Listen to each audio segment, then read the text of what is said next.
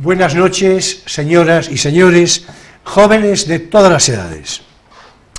De vuelta de Semana Santa, una gran satisfacción reanudar la buena costumbre de Crisol de Cultura, el programa de la noche de los sábados en Televisión Ferrol. Bienvenidos pues todos y cada uno. Saludos cordiales a cuantos nos siguen a través de Internet, con muy especial afecto a nuestros espectadores de Hispanoamérica. Más si cabe, hoy en particular, a la familia Lozano de Puerto Rico, que así se nos acreditó hace pocos días. Y bien, vamos a dar cumplimiento inicial a nuestro compromiso del pasado día 24 de febrero, cuando anunciamos dedicaríamos un programa al cine más o menos con carácter mensual. Pues en efecto, hoy hablaremos de cine, más concretamente de una película, Casablanca, un título de verdadero culto, igual de crítica que de público, película mítica por muchas y variadas razones que hoy veremos de entremezclarnos en nuestra conversación.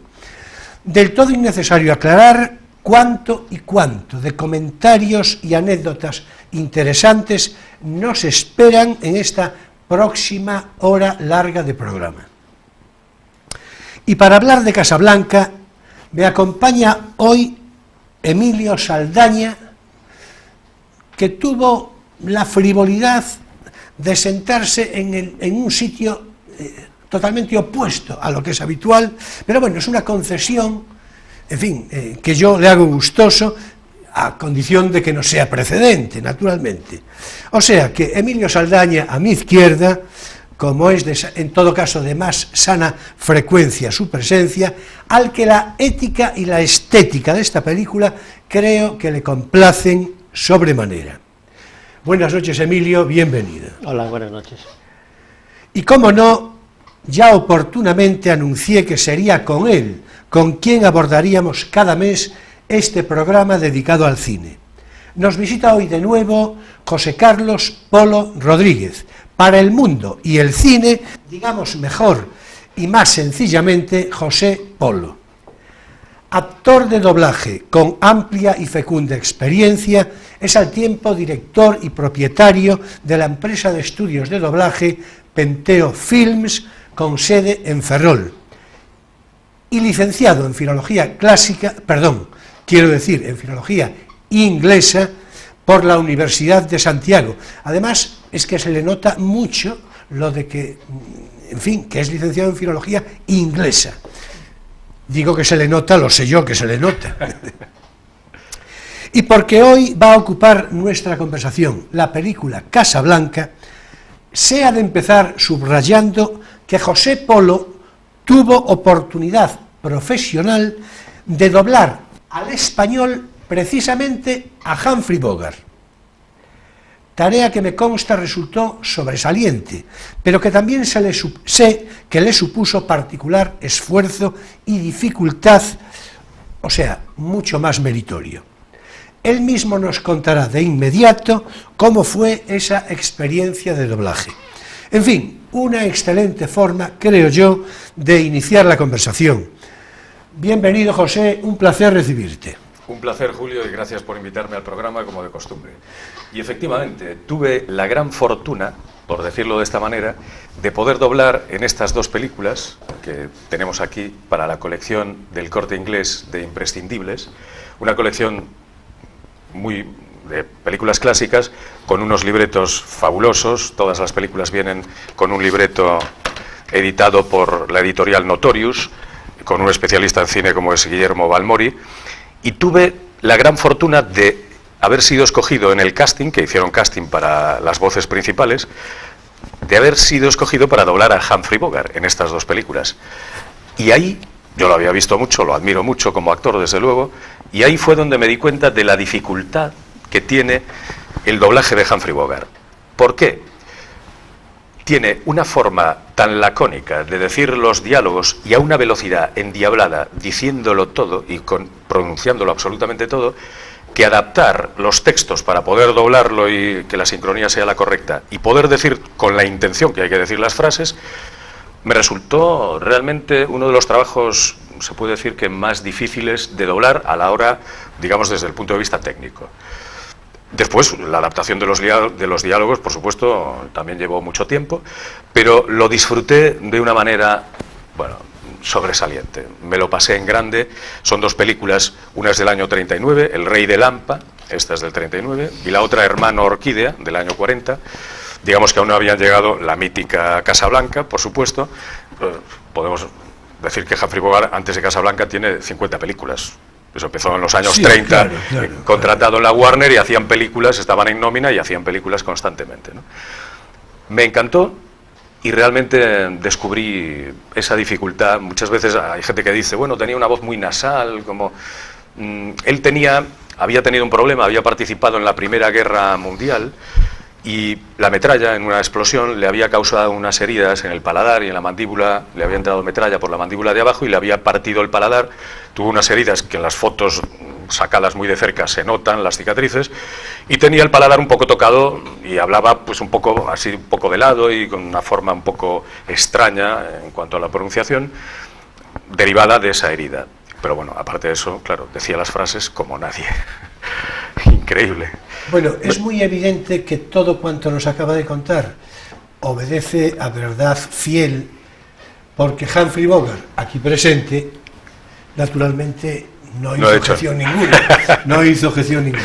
El que calla otorga, ¿no? En efecto, el que calla otorga. El que calla otorga. Bueno, pues una gran satisfacción tuvo que haber sido para ti. Desde luego. Y desde luego, yo creo que, en fin, doblar a Humphrey Bogart debe de ser una experiencia, en fin, ya... Es como profesional, es muy gratificante por esa dificultad. Y luego, pues, la pasión, a esto le añadimos la pasión, o lo que a mí me gusta el actor, y claro, es como un sueño. En mi vida me imaginé yo que iba a doblar a Humphrey Bogart. Primero porque no sabía que estaban sin doblar estas películas. Que esa es otra. Eran películas inéditas, que estas son ediciones inéditas, no se habían estrenado dobladas, y las sacó el Corte Inglés en una edición de coleccionista, y con la gran fortuna de que me escogieron, y contentísimo. Pues claro, pues claro. Bueno, pues nosotros nos sumamos gustosos, naturalmente, de una manera simbólica, a esa posibilidad que tuviste, porque después de todo, por extensión, además de a ti mismo, pues representas... pues sí, al mundo de actores de doblaje, y desde luego a Ferrol, claro, por extensión, naturalmente, ¿no? Bueno, Emily, vamos a hablar de Casablanca, que yo creo que es un asunto, en fin, que te complace, ¿no? Es decir, sí, es una película que me gusta. Sí, sí. Yo creo, es una cosa curiosa, porque ya que hablamos de gustar o no gustar, yo creo que hay unanimidad, bueno, casi unanimidad, porque voy a hablar de una excepción desconcertante, en el gusto por Casablanca. A mí me parece que resulta muy difícil que no guste Casablanca por múltiples motivos. Bueno, pues la nota, digamos, discordante la pone, que habla de una película muy mediocre, pero no sea ya, ¿no? Es Umberto Eco. Dicho sea, en fin, desde la consideración respetable de su memoria, ¿no? Una cosa desconcertante. Podríamos decir... ¿En qué época lo dijo? También habría que ver. Pues, sí, sí, pero además muy a veces puede llamar la atención. Muy mediocre. Yo creo que, en fin, hay cosas... ¿no? Bueno, los gustos en este tipo de audiovisual pues están ahí. La gente pues tiene unos gustos para ciertas películas mayores o menores. Algo es indudable. No tiene el éxito generación tras generación que tiene si no tuviese algo que gusta a la gente. Claro. Y eso es indudable. Para mí es una película irrepetible. Sí, sin duda. Desde luego, sin duda. Tanto es así, y seguro que estáis de acuerdo conmigo, que nadie ha tenido agallas de hacer un remake de Casablanca, como se hace muchas veces, que le dan vueltas a la película, claro, ni mucho menos una continuación. Sí, bueno, de hecho, seguramente lo sabéis, a quien se lo propusieron fue, en fin, a un genio del cine, a Truffaut, Claro, pero, a principios de los años 70. pero Y se negó. Y Truffaut dijo que no, pero además dijo que no argumentando lo que estamos diciendo aquí. Claro, es que... Bueno, no la toquéis, que así es la rosa, ¿no? ¿Qué le habían propuesto? ¿Un remake? Sí, no, La continuación. Una segunda parte. Claro. Una segunda parte. Es que, claro, la tentación es la segunda parte. La hermosa De hecho, amistad. sí, hay una segunda, la tentación es una segunda parte, pero vamos a ver, aplicando el refranero de que nunca son buenas las segundas partes, en este caso yo creo que, en fin, es que... Es redonda, es una Claro. película con principio y final. Y con presente, porque acaba en presente. Sí, y además con una cierta ambigüedad en el final que comentaremos después, ¿no? Queda ahí Bueno, abierto. más que ambigüedad, desconcierto. Sí. Desconcierto, porque cuando entre esas frases que, en fin, de las que comentaremos, ¿no? Le dice Humphrey Bogart en la última... Escena, Sí. a Renault se van en la niebla y le dice... No, a- digo a- a ella, a Ilsa. a Ilsa, cuando le dice, no lo entiendes, pero ya lo comprenderás, ¿no? Ve con Laszlo, Claro. ve con él. No, cuando le dice esto, en realidad yo creo que esto de que algún día lo comprenderás, que me parece que le dice exactamente así, ¿no? Sí. Algún día lo comprenderás, yo creo que el único que lo comprende es Humphrey Bogart, porque en realidad los espectadores hasta hoy no entendieron nunca eso. Bueno, e Ilsa mucho menos, Claro. que naturalmente lloraba a mares, porque lo que quería era a Laszlo como amigo. Ya. Pero no más allá, ¿no?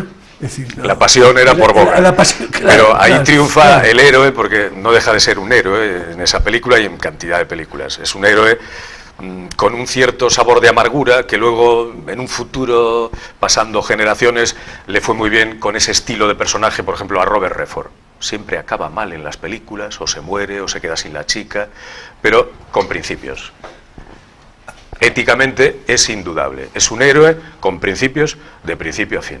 Es capaz de enfrentarse al mal, de dar la cara por él, a pesar de ese aspecto duro, de que todo el mundo se le echa encima y lo quieren condenar, él mantiene el tipo, se enfrenta a los alemanes, pero al final los principios de cuidar a los amigos, de cuidar a la gente, a pesar de que dice lo contrario, intenta de esa forma cínica disimular y hacerse el duro, es un sentimental. Claro, claro. Y no hay duda. Y está toda la película, podemos corroborar a través de frases y de momentos especiales, es un sentimental, aunque él dice que no. Bueno, yo creo que aquí ya te toca entrar, porque estamos hablando del sentido de héroe, ¿no? Es decir, el aspecto sí, heroico, ¿no?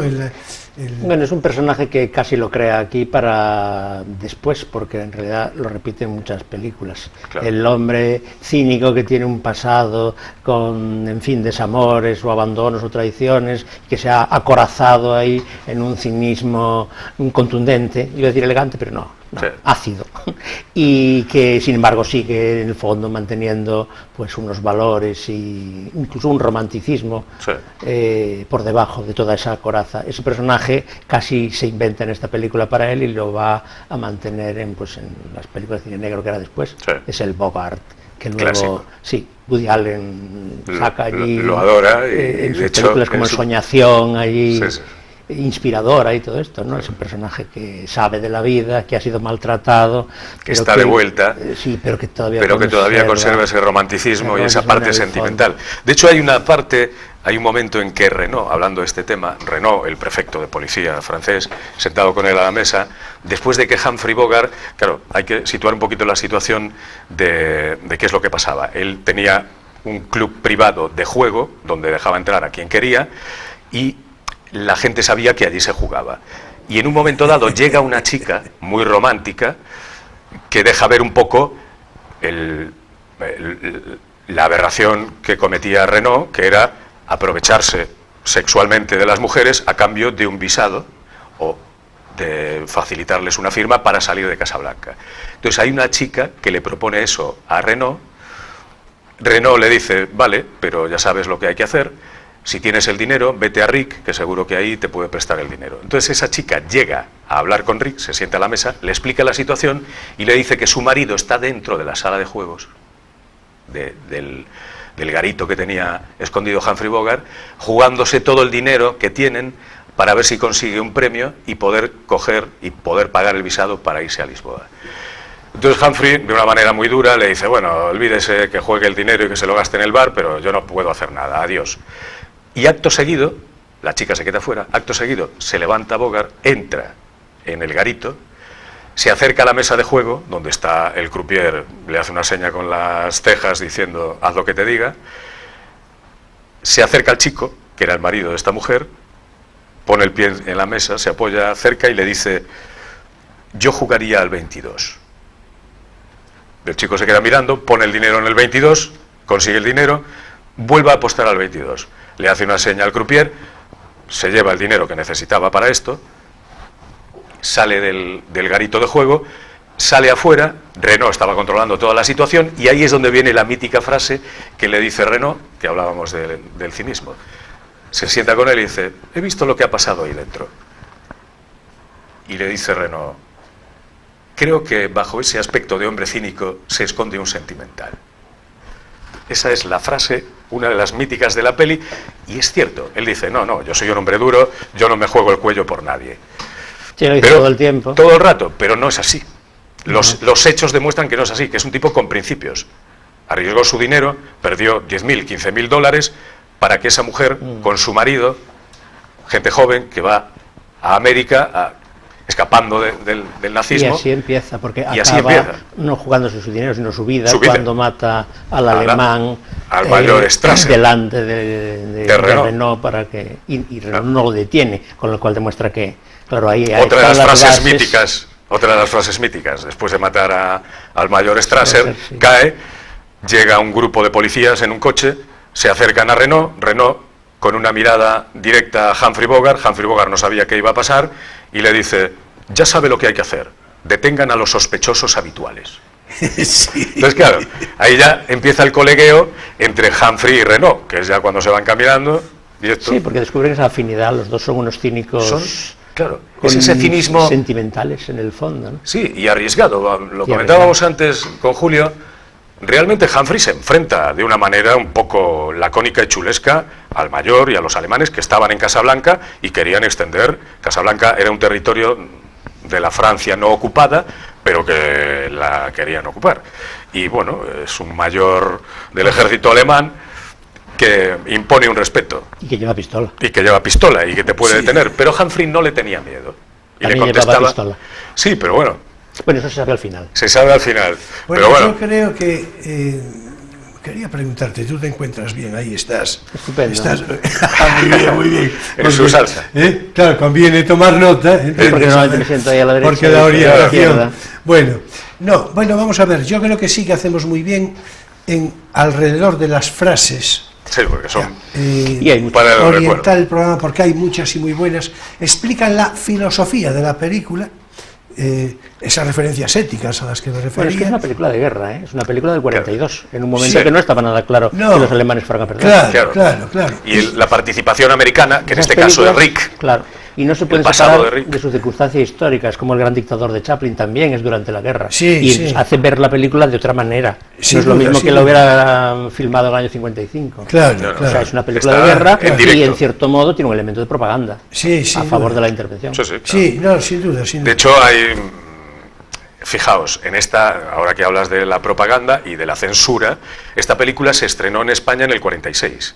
El primer doblaje de cine del año 46, Rafael Navarro, mítico actor de teatro español, y Josefina de Luna, fueron las voces de Humphrey y de Ilsa en la edición inicial de cine.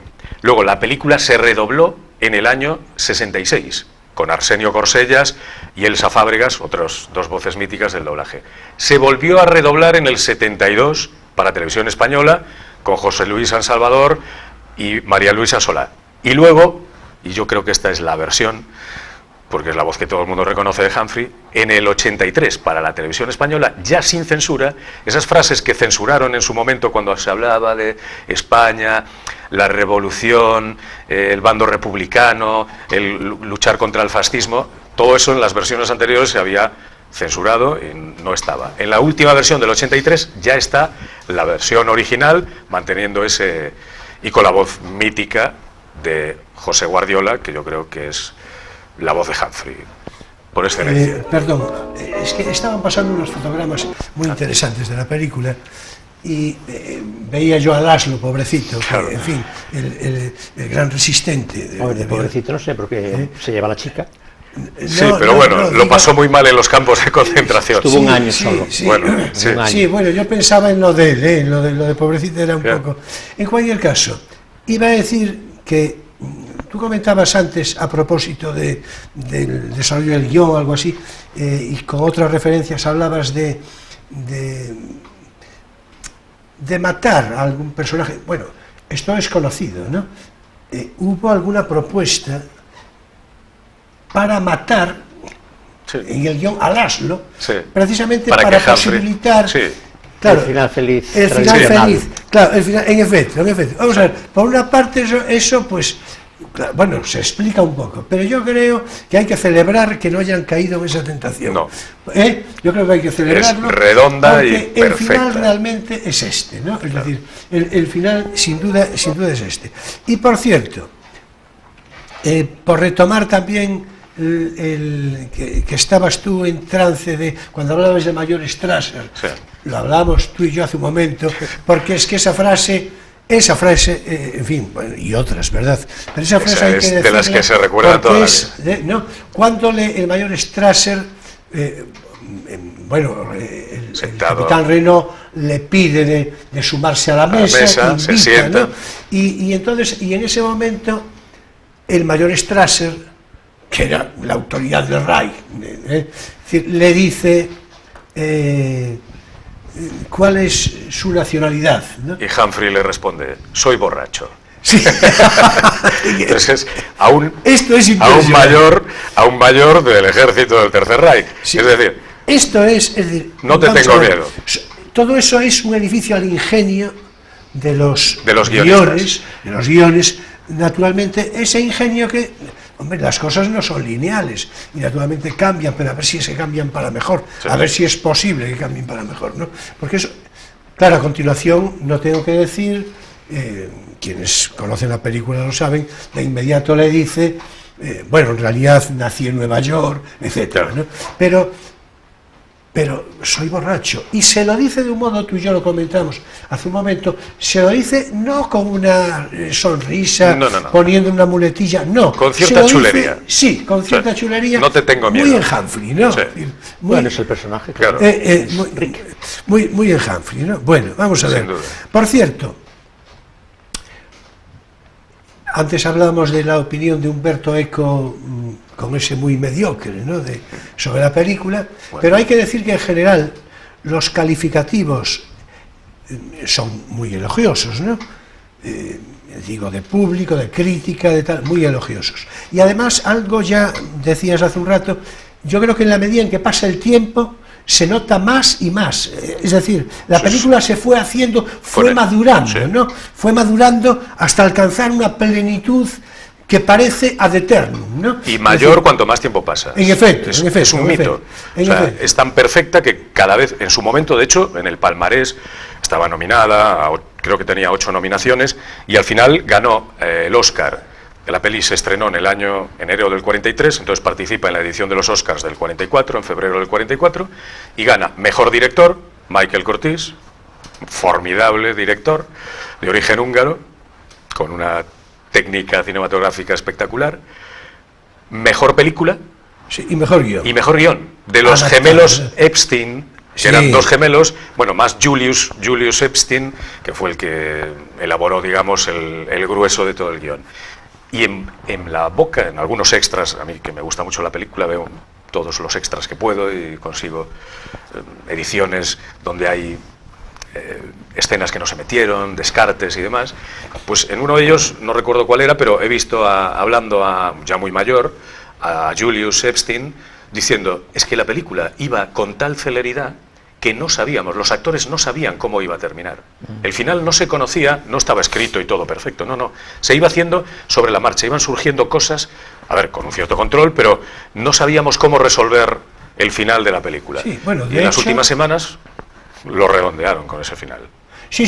Yo creo que es inmejorable. Bueno, aparte de que la película nace sin pretensiones. Quiero decir, no es era una más de las 50 que se hacían. No están haciendo Ben-Hur, es decir, con una intención de Ben-Hur, por ejemplo, ¿no? Sí. Es decir, no era una película sin pretensiones. En todos los sentidos. Es decir, una más, claro, hecha, digamos que con la maestría del y el ingenio de la época, del director y desde luego de la coincidencia de un elenco de actores irrepetible. Que es algo, es todos. un prodigio en sí mismo, ¿no? Es decir, increíble. Es un prodigio. Desde el camarero hasta el protagonista. Sin duda. Ves el elenco y es que no pueden estar mejor. Sin duda. Y es cierto que no se llevaban bien. Ingrid y... No, sobre esos temas siempre hay mucha leyenda, ¿no? Siempre, a veces en las promociones o pasado el tiempo, siempre hay alguno que quiere sacar algo. No, de hecho, no fue el primer... Ingrid entró, digamos, tarde en el reparto. En principio no se había pensado en ella, no recuerdo quién tenían en mente para ese personaje, pero entró bastante tarde. Y no... Humphrey parece que la gente que lo trataba, y así lo cuentan en los extras y gente que lo conoció y demás, era un tipo con unos principios en la vida real que los llevaba hasta todo extremo. De hecho, participó cuando hubo la caza de brujas en Hollywood. Él no tuvo ningún reparo en defender a toda esta gente que estaban intentando digamos, alienar y apartar del mundo de Hollywood por sus tendencias políticas. Él nunca dijo lo que pensaba siempre sin cortapisas. Se divorció de su primera mujer, que bueno, no se llevaba muy bien, conoció a Lauren Bacall y a partir de ahí, pues otra leyenda más. Es decir, el matrimonio. Y bueno, él se llevaba bien aparentemente con todo el mundo. Siempre puede haber alguna discusión en un reparto de semejante calibre, imagínate, ¿no? Pero no, yo creo que hay más leyenda. De todos modos, me extraña un poco el comentario que hiciste, seguramente fundamentado, pero porque la noticia que yo tengo es de que entre ellos, durante la película, había una química especial de relación, ¿no?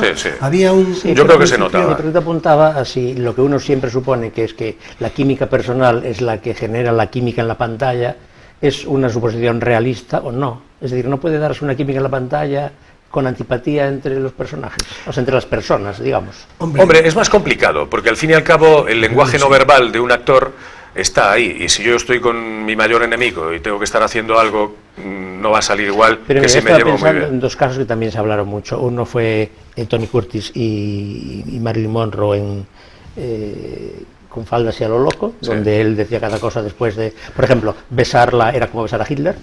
Ya. Y sin embargo en la pantalla realmente no se nota. Hombre, ahí está la capacidad actoral que puede tener el artista para disimular. Bueno, normalmente, por término genérico, sale mejor si la química es buena, ¿no? Si hay una química por ejemplo, si orgánica, algo de lo que yo conozco, si algo hubo en esa película, fue precisamente con el que dirigía El Loro Azul, con el personaje de Ferrari, el actor Sidney Greenstreet, que venía de hacer, era un actor, bueno, muy encasillado en las películas de cine negro, venía de El Halcón Maltés, claro, ya tenía un cierto caché, digamos, y exigió que quería más minutos en la pantalla, que era eso de que Humphrey todo el rato, y bueno, creo que para meterlo en el elenco hubo problemas porque él pedía más. Al final quedó lo que quedó, magnífico por otra parte, y hay una mirada, si volvéis a ver la película, fijaos el primer momento en que aparece Ferrari, que entra en el Rick's Café, Humphrey está apoyado en la barra del bar, entra Ferrari, se sienta en una mesa porque pretendía comprar todo el rato y al final lo consigue, quería el bar y se lo quería comprar, se sienta y hay un momento que es de los de parar en el DVD la mirada de Humphrey Bogart, esa mirada férrea, esa mirada que transmite desprecio, chulería, laconismo, podríamos decir un montón de adjetivos más, única en Humphrey. Lo mira de una manera que si pudiese lo estrangulaba con sus propias manos. Sin embargo, ni se le mueve el traje. O sea, es solo mirada. Y esa es una de las frases más singulares también de la película. Ugarte, que le había pasado los salvoconductos, Peter Lorre, en ese momento llega la policía, lo capturan, se lo llevan preso, y uno de los que estaba por allí en el bar, porque Ugarte cuando se va le dice: Rick, ayúdame. Humphrey ni siquiera demuestra demasiada amistad para que no lo mezclase mucho con él, y uno de los clientes que estaba en el bar le dice: bueno, si vienen a por mí espero que tengan más ayuda por su parte. Dice: yo no me comprometo por nadie. Otra de las frases de Humphrey, yo soy un tío duro que no me arriesgo por nadie, ¿no? Mentira, es un sentimental. Está toda la película arriesgándose por alguien que no es... Porque a esas alturas todavía no se sabe. Claro, estamos construyendo... Sí, por primera vez, claro, estamos construyendo esa parte tan dura, pero la película ya empieza con una persecución por parte de los alemanes. Sabemos que allí se esconde la gente. Renault le dice al mayor Strasser: no se preocupe, lo encontraremos hoy de noche en el café de Rick. Todo el mundo va a Rick. Otra de las frases. Todo el mundo va a Rick. Sí. Bueno, en realidad, ese es el título original de la obra teatral. Sí, en la que está basada la obra. Claro. Así es, ¿no? En cualquier caso, lo que citabas tú yo estoy de acuerdo con el comentario de José Polo. A mí me resulta sumamente difícil, en fin, reconocer que la química se puede dar en la secuencia, los personajes y no entre las personas. A mí eso me resulta... Hay que ser difícil, muy bueno, muy sutil para que no se te note. Sí, pero yo creo que es una tarea imposible. Claro, el comentario a propósito, pero curioso, de Tony Curtis sobre que era lo mismo que besar a Hitler. Claro, lo que ocurre es que no es lo mismo. Claro. Y a saber si lo dijo por llamar la atención, porque claro, Tony Curtis también tenía cada salida. Lo que está claro es que no es lo mismo. Claro. Es decir, y tan pronto como probó, yo qué sé, ¿no? Ya. Yo qué sé. El otro ejemplo que iba a poner, del que también se habló mucho, pero que es mucho más reciente, es el de la serie Castle. Los protagonistas, por lo visto, se van a matar. Sí, ya digo que ocurre, desde luego ocurre en ocasiones, y supongo que para todo el reparto, director y toda la gente que tiene que llevar todo este grupo de actores, no debe de ser fácil sabiendo que eso ocurre, porque cuando cortas el plano, pues saltan las chispas. Pero bueno, forma parte de esa leyenda de Hollywood, y que también le da color. En todo caso, como en aquellos cines de los años 50, 60, en los que las superproducciones, precisamente, decía yo algo de Ben-Hur, ¿no? Aconsejaban un prolongado descanso, ¿no? A veces había dos. Es decir, pues hemos de hacer ahora un intermedio. Perfecto. Porque hemos de ocuparnos de nuestro espacio divulgativo. No tienes por qué saberlo.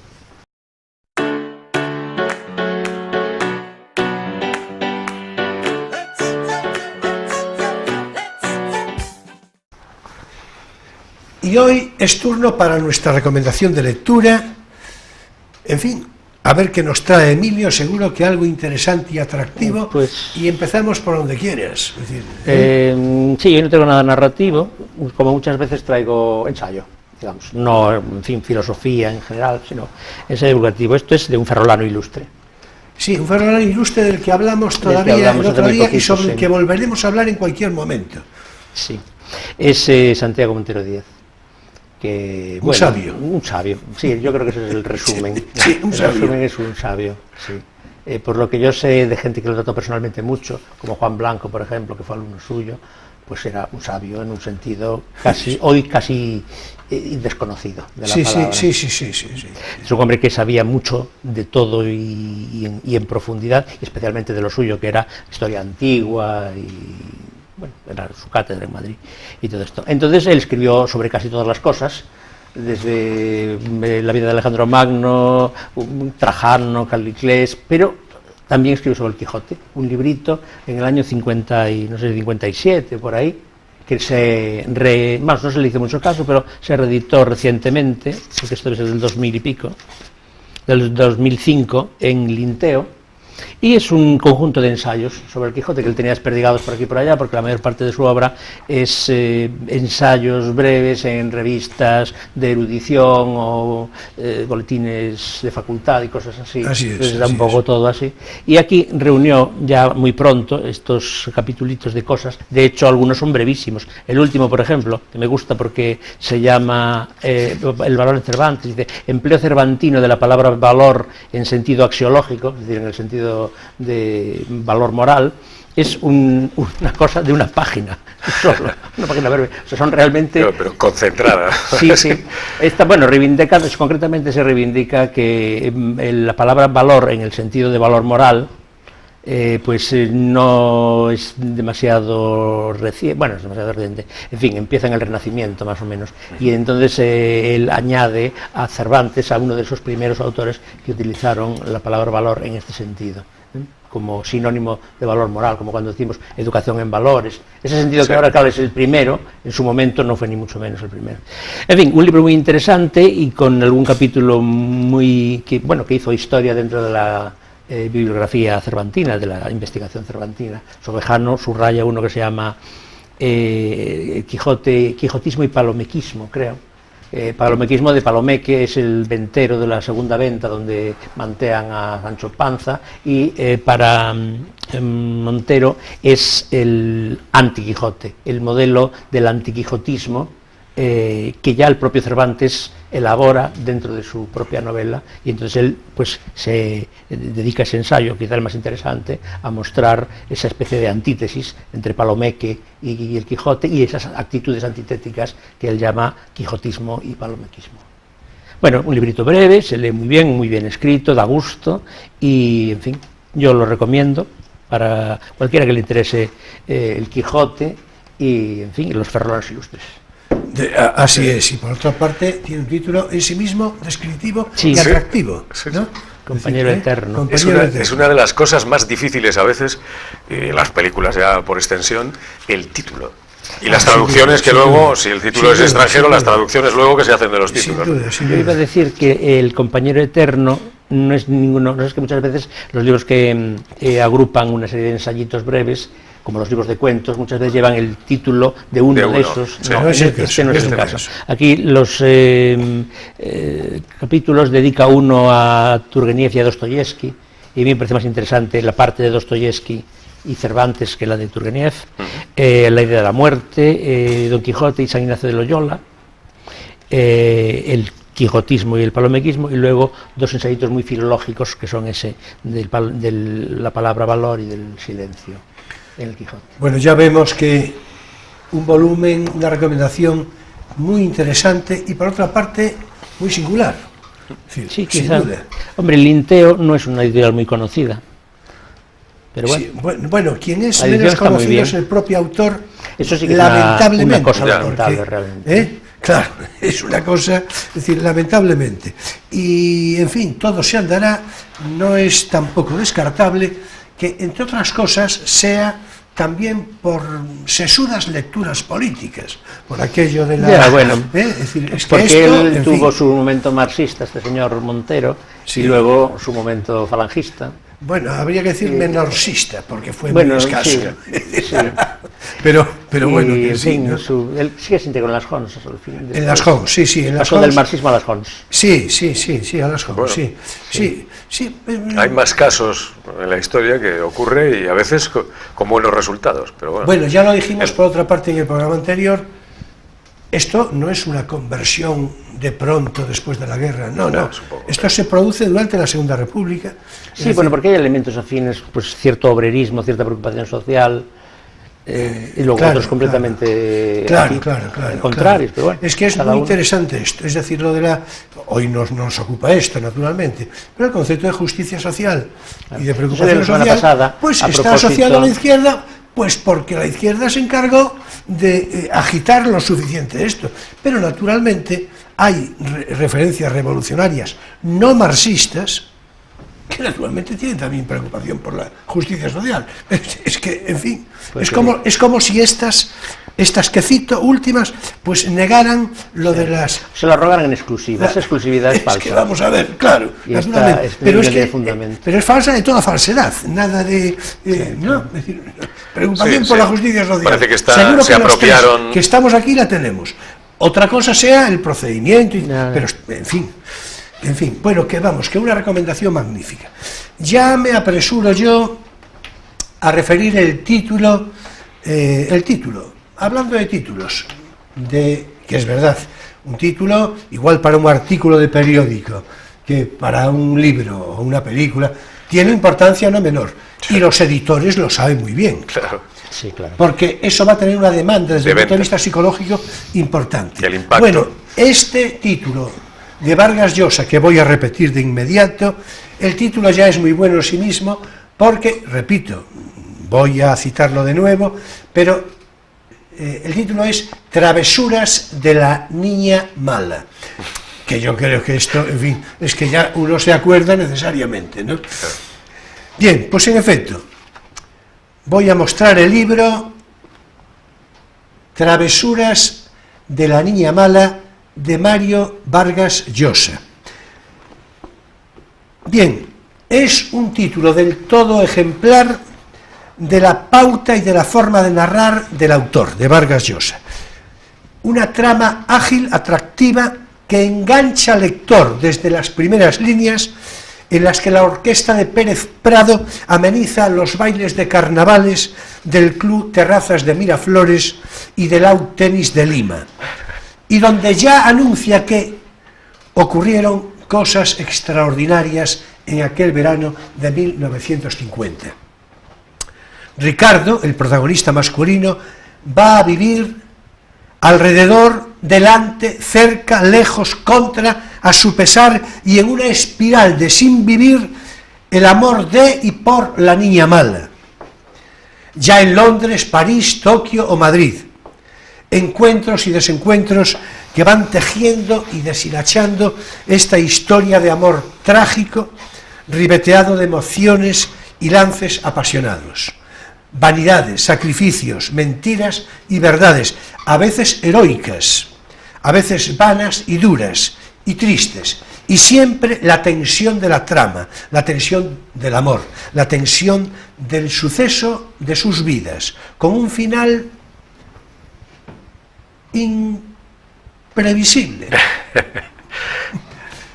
Imprevisible. ¿Cuál es el verdadero rostro del amor? Propone como pregunta crucial el editor en la contratapa. Y la verdad es que yo no puedo estar sino del todo de acuerdo con esta muy pertinente pregunta. ¿Cuál es el verdadero rostro del amor? Ilustrando naturalmente esta novela. Alfaguara del año 2006, Travesuras de la niña mala, de Mario Vargas Llosa, una novela con el brillo literario magistral de su autor. Ya dije que muy característica, muy Vargas Llosa, muy de sus registros literarios más reconocibles. Vais a leerla de un tirón, seguro, y os quedará un regusto inequívoco a buena literatura, a muy buena literatura. Y hasta aquí por hoy nuestro espacio divulgativo. No tienes por qué saberlo.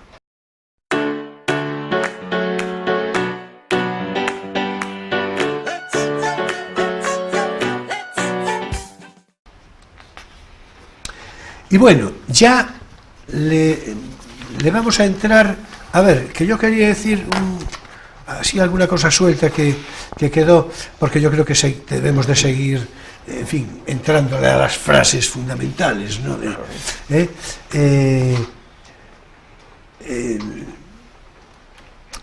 De lo que comentamos, de lo que fuimos comentando hace un rato, yo iba a decir que hay un calificativo que define la película mucho, porque es un calificativo que en lenguas diferentes la gente repite: adorable.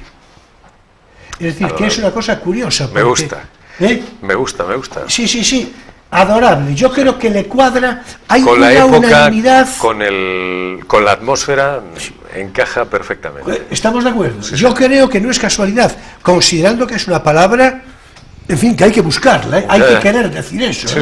No es, hay calificativos más de andar por casa, ¿no? Más lineales, más adorable. Pues adorable es lo que, por cierto, hace un rato decías tú que a Ingrid Bergman le habían... Sugerías que le podían haber propuesto el papel a otra actriz. Sí. Bueno, yo supongo que lo sabéis, pero si no, ya me apresuro yo a decirlo. A quien le proponen el papel es a Ronald Reagan, antes que a Humphrey Bogart. Sí. Y Ronald Reagan, actor, vamos a decir, pasable. En comparación, sí. Claro, pasable.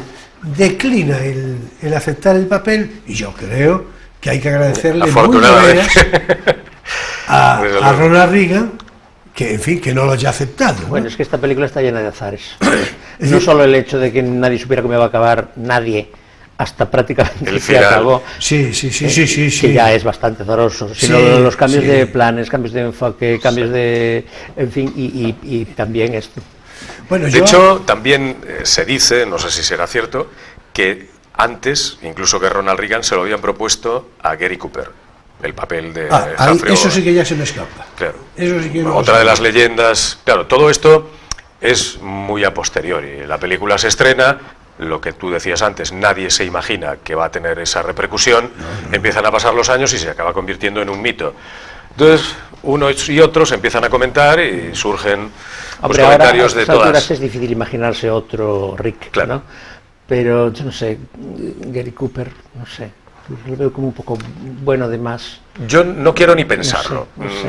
Yo veo a Humphrey, veo a Humphrey en este papel, por su estilo. Creo porque que algo protestó de que se estuviese dudando de su titularidad. Se tamboleó un poquito la impresión. Difícilmente te puedes encontrar, claro, te puedes encontrar actores que puedan decir las frases de esa. ¿No era Gary Cooper? ¿Quién dice? Gary Cooper. En cualquier caso, bueno, todavía peor porque aún es más bueno. Sí, no, claro. yo creo que si hubiese que elegir, a lo mejor Ronald Reagan antes que Gary Cooper, no por actor, no por calidad de actor, sino por papel específico, ¿no? Sí. Bueno, hay que decir que Ronald Reagan, para quien no lo sepa, fue naturalmente presidente de los Estados Unidos después, durante muchísimo tiempo. Un presidente, por cierto... que ibas a decir, para quien no lo sepa, fue actor. No, sí. En efecto. Antes que presidente fue actor. En efecto. Bueno, hizo unas cuantas películas de vaqueros. Bastantes. De vaqueros unas cuantas. Bastantes. ¿No? Tiene una, está en la... vamos, si no me equivoco, lo estoy viendo ahora en línea, con Errol Flynn y Van Johnson en la de Camino a Santa Fe.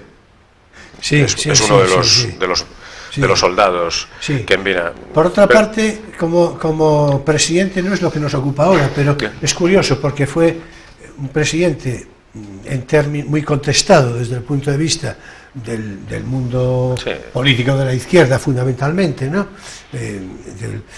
Fue muy contestado, y digo muy contestado en Norteamérica también, ¿no? Ya fuera de Norteamérica, en fin, eso ya es un poco puede ser la propaganda y la agitación, ¿no?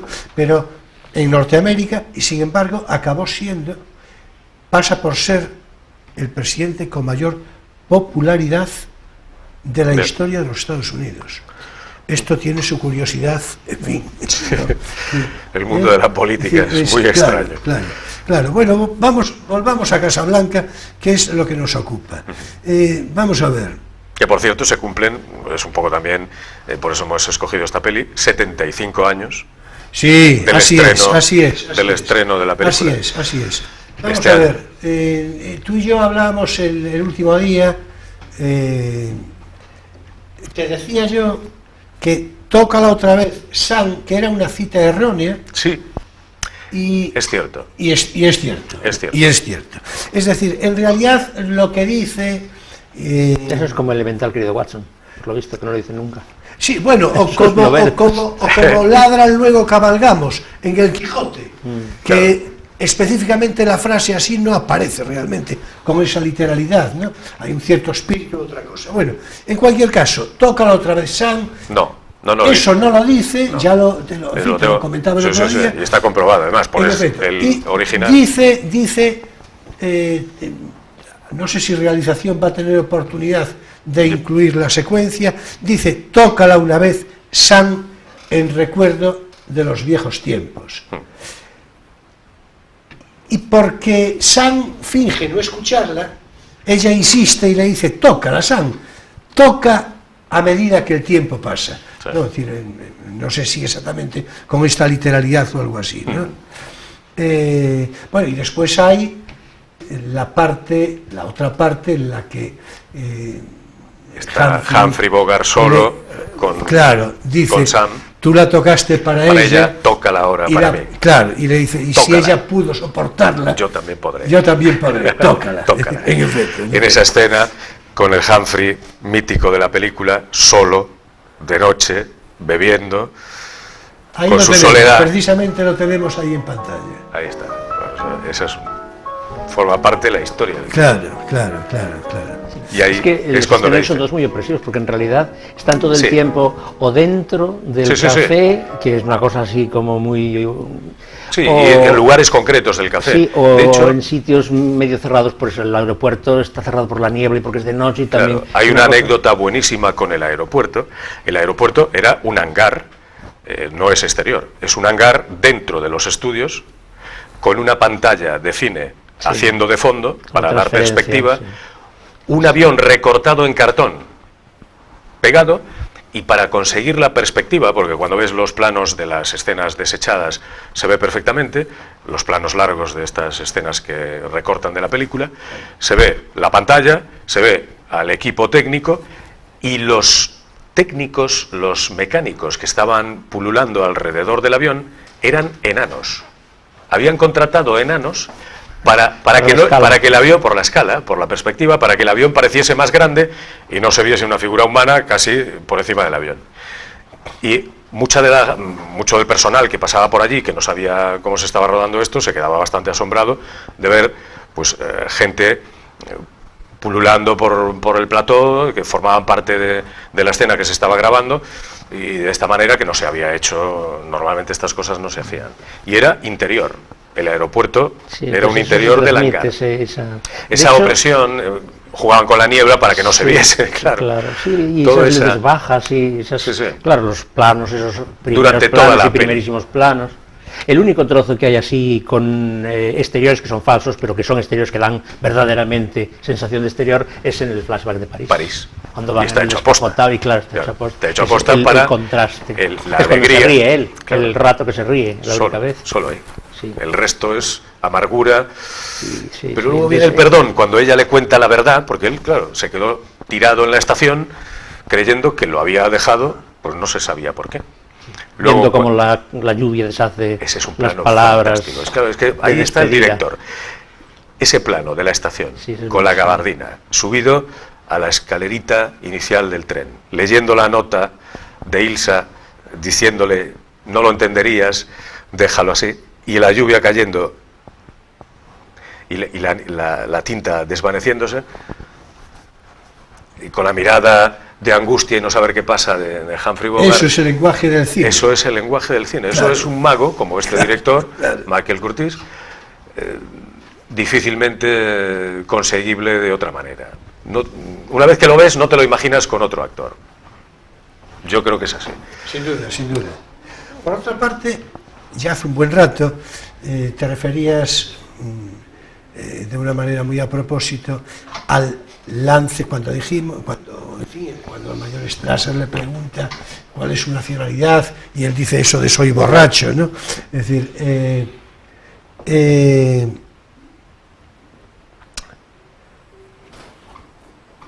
y después contaste lo de el capitán Renault cuando llega al garito de juego, ¿no? Sí, y presencia ese acto, bajo esa apariencia de hombre cínico se esconde un sentimental. En efecto. Pero hemos de subrayar una frase particularmente interesante y, en fin, y sumamente conocida, ¿no? cuando hizo aquello de qué escándalo, he descubierto que aquí se juega. Esa es otra de las de Renault. O sea, Renault es que es el cinismo en estado puro, pero incluso llevado al ribete. Es decir, saben los dos que es mentira, tienen un tratamiento que parece muy antagónico y que están discutiendo todo el rato, me refiero a Rick y Renault, pero en realidad acaban juntos. Hay como una sintonía y el enemigo común es el alemán. Sí, y el qué escándalo, he descubierto que aquí se juega, ahí sí que entiendo yo, creo yo que es muy evidente que Renault usa una forma de lenguaje muy histriónica, muy evidente de que es mentira. Sí, yo creo que sí. Hay una transmisión de eso, ¿no? Claro. Hay una impostura, ¿no? Nadie se lo está creyendo. No, claro. Un rasgo de humor. Claro. Es ese humor y que el alemán se quede contento y que vea que es eficiente. Sí, el alemán es el que no se da cuenta. Claro. Que no lo pilla. Sí, exactamente. De hecho, si esa frase le quitamos el qué escándalo, sí. Ya pierde mucho, ¿no? Porque la clave está en qué escándalo, ¿no? Sí. Qué escándalo, es decir, ¿no? Porque eso, claro, subrayado eso, ante qué escándalo el alemán no puede decir nada. Es decir, claro. Es tan evidente la protesta y el asombro que expresa. En efecto. En efecto, entonces dice, qué escándalo, he descubierto que aquí se juega. Eso es impresionante. De esos momentos así simpáticos, hay otro también, os dais cuenta de Cal, el camarero regordete, con aspecto de bonachón, que formaba parte de las reuniones de la resistencia, cuando Rick comete ese acto heroico de perder $10.000 para que ese chico con esa mujer joven vayan a América a crear una vida nueva.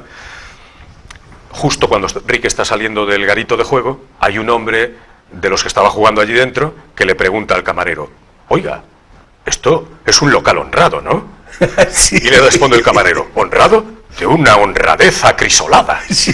Entonces, claro, estos momentos, claro, con la cara de ese camarero y de ese actor, y dicho de esa manera, son esos puntos de un poco de humor que tiene la película, pero que la hacen entrañable, lo que decías tú, es adorable. Esos momentos son irrepetibles, y hay algunos de esos a lo largo de toda la película, ¿no? Y esos, por cierto, esos $10.000 a los que te refieres van a cerrar también la película.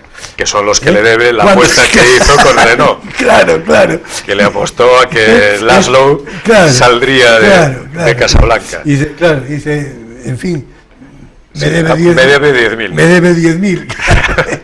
Justamente, ¿no? El final es espectacular, ¿no? Bueno, vamos a ver, yo creo que fuimos más o menos salpicando las frases, ¿no? más significativas, ¿no?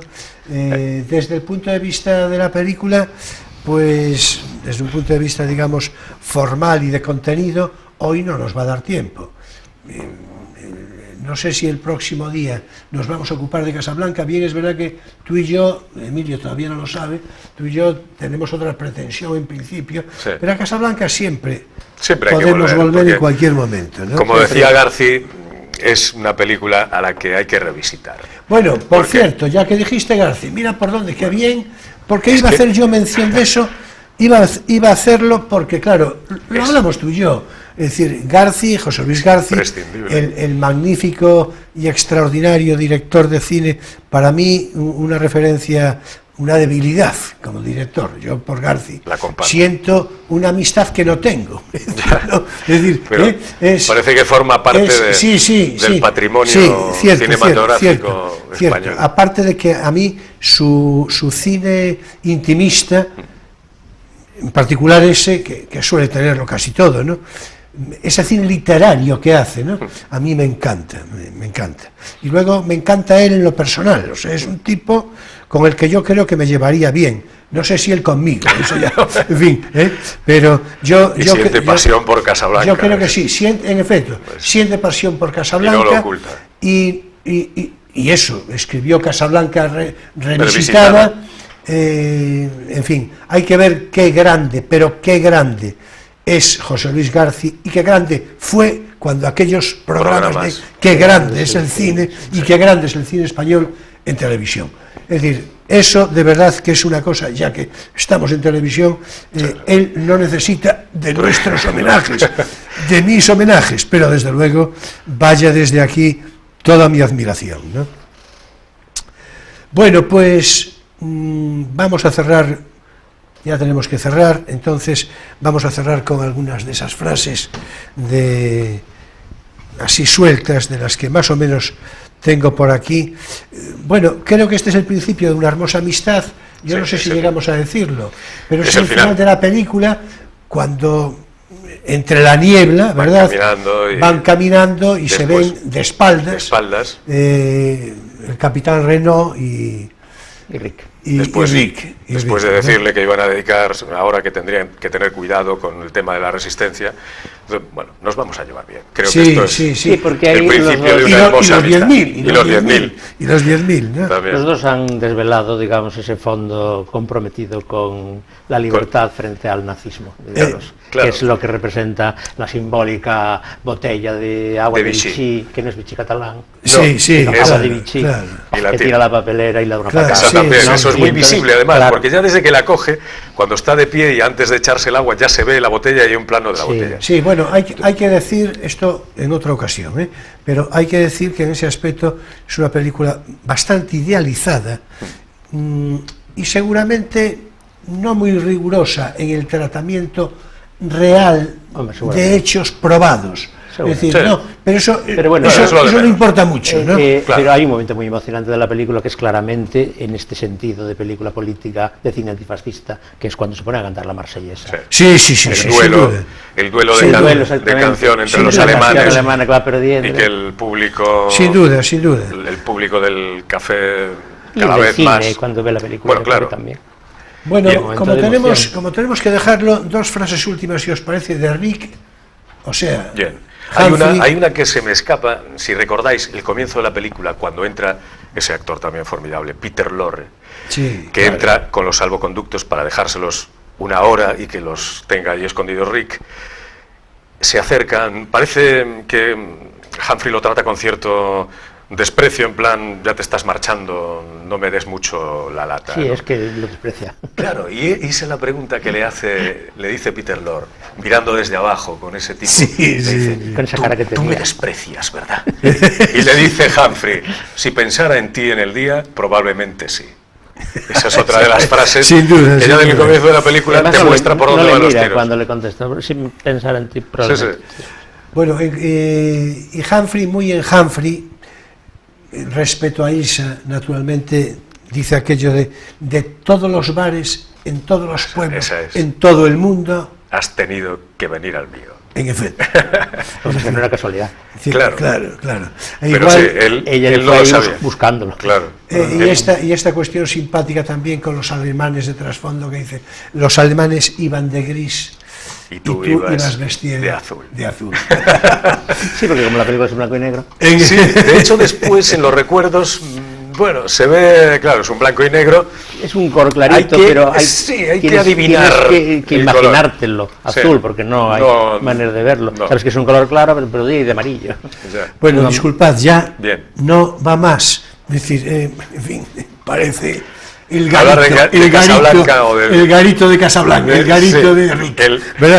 He oído que aquí se juega. En efecto. Qué escándalo. Bien, pues ahora es el momento para nuestro espacio lírico, Poesía eres tú.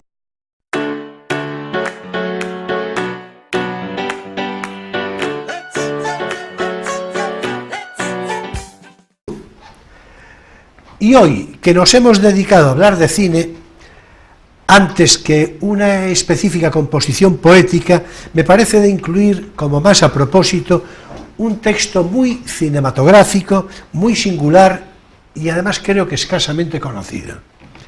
Un texto del genial maestro de la literatura, de humor y de amor, Enrique Jardiel Poncela, que de su paso y experiencia por Hollywood, que esto cualquier día tendríamos que hablar de la experiencia de Jardiel Poncela, Neville y otros en Hollywood, que tiene su curiosidad simbólica para España. Bien, pues de su paso, digo, por Hollywood, nos regala un artículo magnífico que me voy a permitir leer seguidamente, titulado Película de la ciudad de las películas, naturalmente referida expresamente a Hollywood. Este texto que voy a leer viene recogido en la revista Poesía, editada por el Ministerio de Cultura, en su número 22, con fecha 10 de enero de 1985. En fin, vamos a ver si está por aquí. Aquí la tenemos. Y dice así: Película de la ciudad de las películas.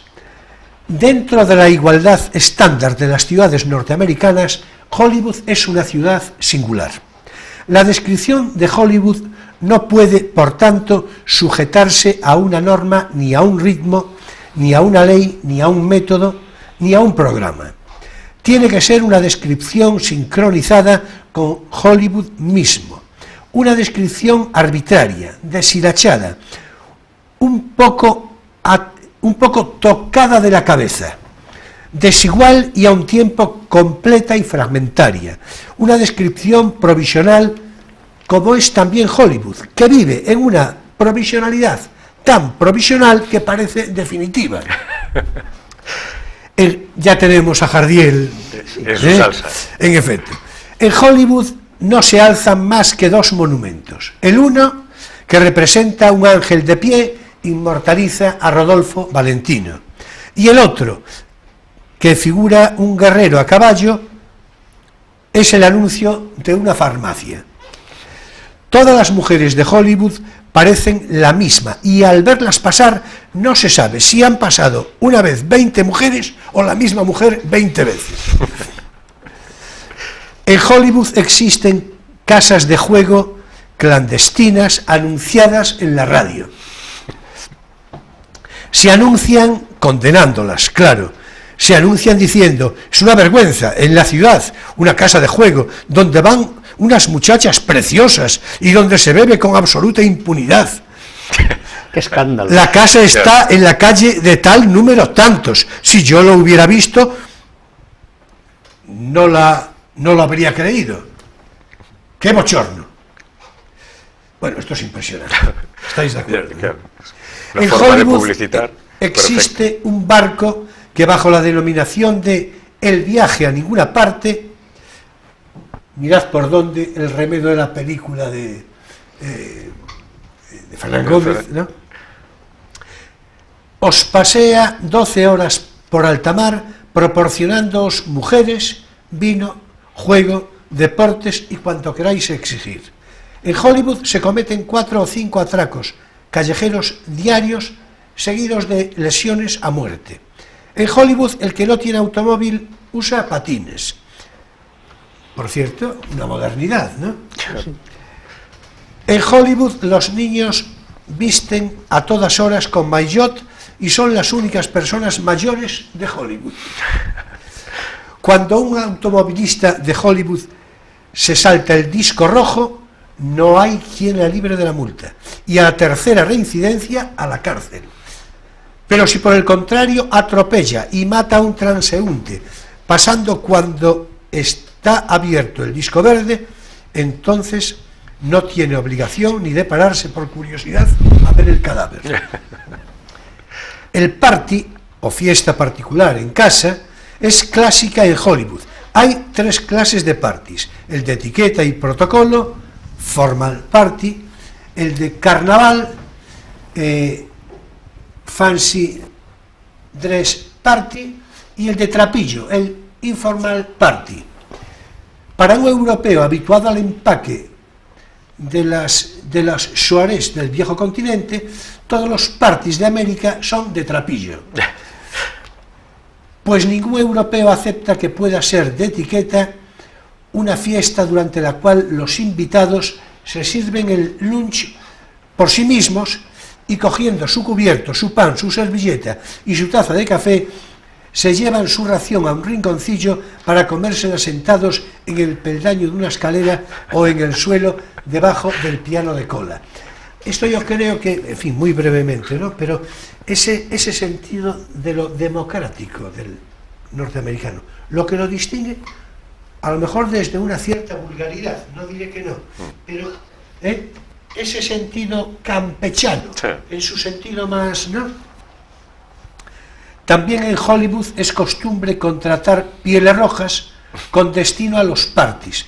Los pieles rojas llegan, se ciñen sus trajes típicos y sus penachos de plumas de águila, bailan sus danzas guerreras, emiten sus gritos clásicos, dándose golpes en la boca con las palmas de las manos, cobran, vuelven a vestirse sus trajes de calle y se marchan mascando goma en un Chevrolet viejo. Qué bueno. ¿Estás de acuerdo? Son los únicos que no acaban borrachos, gracias a que se marchan pronto. Porque el que se queda en un party hasta que se acaba, rara vez puede decir cómo ha acabado el party.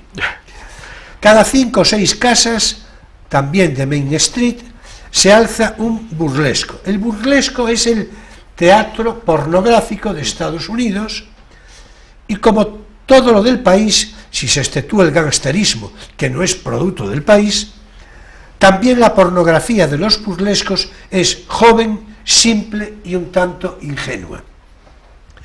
Constituyen el espectáculo unos cuantos números de varietés, un par de sketch medio cómicos, medio picarescos, y de remate, base y médula al mismo tiempo del programa, la danza de los abanicos y la canción del desnudado.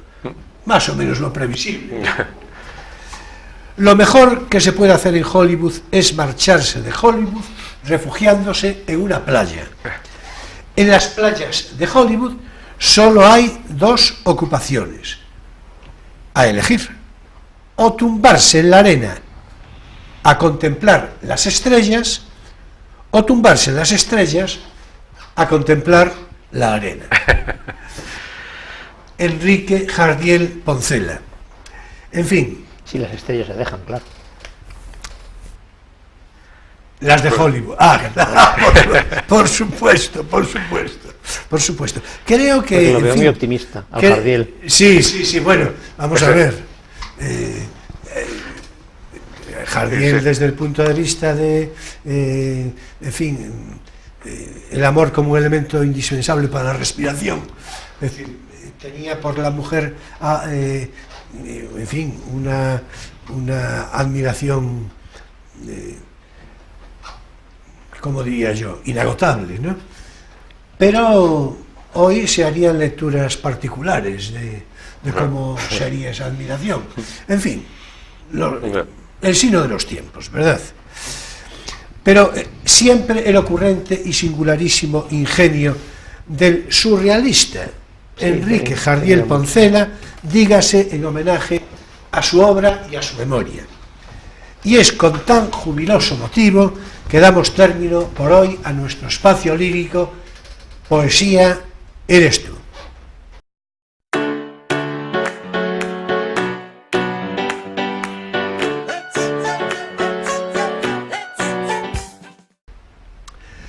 También es aquí, claro, que finaliza Crisol de Cultura en este sábado 7 de abril de 2018. Muchas gracias, José Polo, por tu presencia, por tu conversación. Encantado, ya lo sabes, y cuando quieras. En fin, ya hemos puesto en buena marcha esta saludable costumbre de hablar de cine una vez al mes. Bien. O por ahí, más o menos, ¿verdad? Y estoy seguro que la iremos animando cada vez más, proponiendo conversaciones atractivas, interesantes, a ver si también un punto singulares. Ya lo hemos hecho hoy mismo, ¿no? La presencia de Humphrey, yo creo que, en fin, es muy de agradecer. O sea, lo que sea posible, todo lo que sea posible y un poco lo imposible, ¿por qué no? Por intentarlo que no quede. ¿Quién sabe? Claro. O sea, que nos vemos de nuevo muy pronto, en unas pocas semanas. Será un placer, naturalmente. Lo mismo digo. Muchas gracias también a ti, claro, Emilio, que la ética de Casablanca te oriente en lo que te cumpla. Y que podamos hacer todos nuestra la frase de Alberti, de Rafael Alberti, aquellas palabras de respetadme, yo nací con el cine. No, claro, por sumarnos nosotros a su cronología, que no nos cuadra en justeza temporal, pero sí para contribuir a honrar el cine, su historia, el arte del cine, en muy buena medida nuestra vida, también nuestra vida, una parte muy importante de nuestra vida, y porque nos podemos acoger por igual a la frase memorable del poeta Rilke: la patria, la verdadera patria, es la infancia.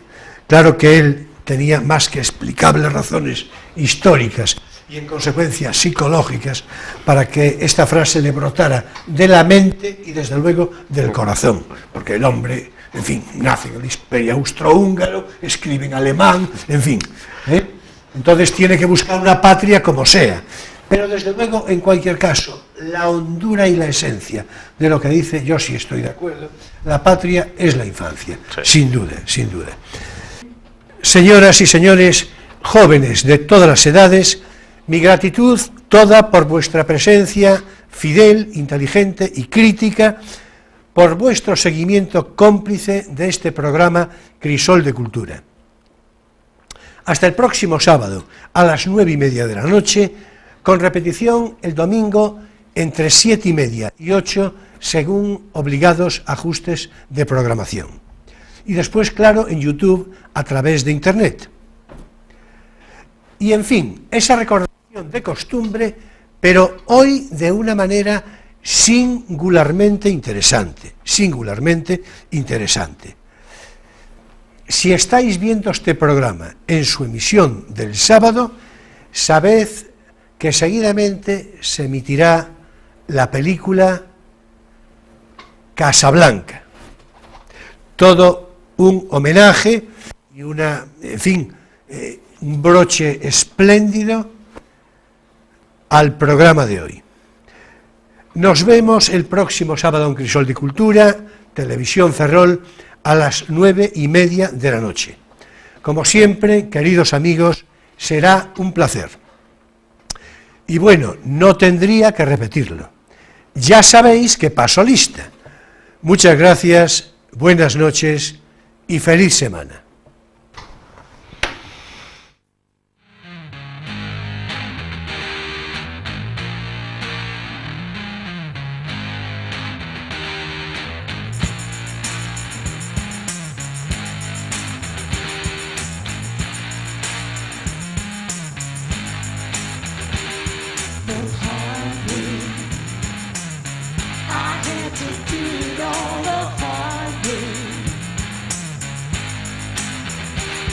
The hard way.